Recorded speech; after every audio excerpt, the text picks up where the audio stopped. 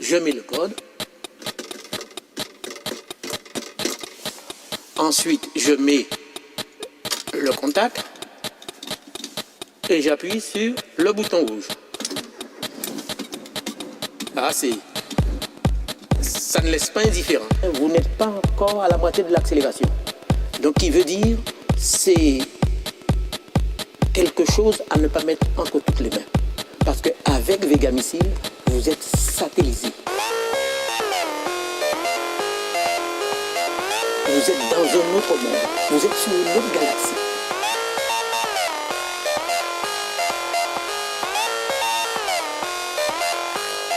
Ça pousse.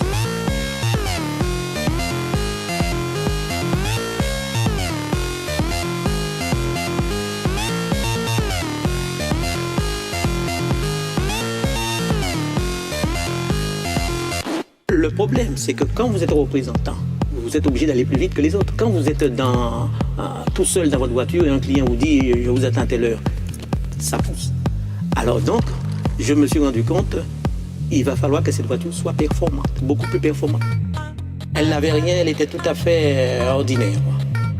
Et c'est après ça que je me suis mis à vraiment travailler là-dessus.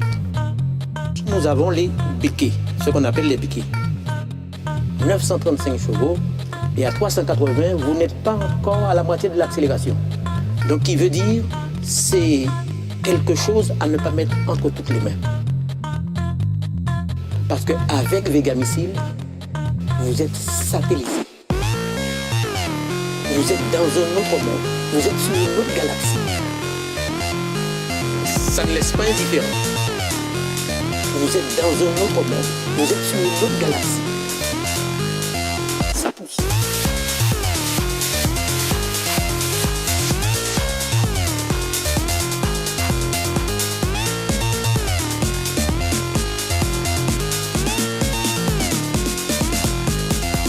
Vous êtes dans un autre monde.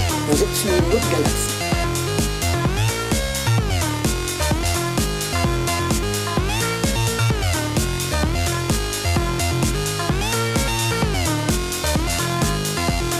Ça pousse.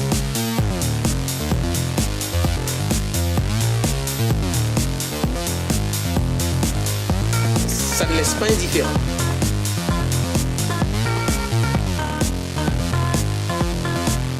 Vous êtes dans un autre monde. Vous êtes sur une autre galaxie. Écoutez bien, vous en avez 80 kilos. Ça ne paraît pas, hein? Parce qu'avec Vega Missile, vous êtes satellisé.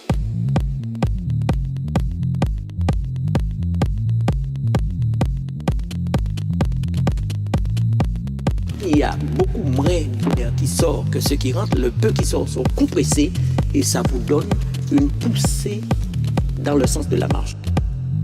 À partir de 380, j'ai commencé à comprendre que s'il y a un roue qui explose, s'il y a la moindre chose, c'est une allée sans retour.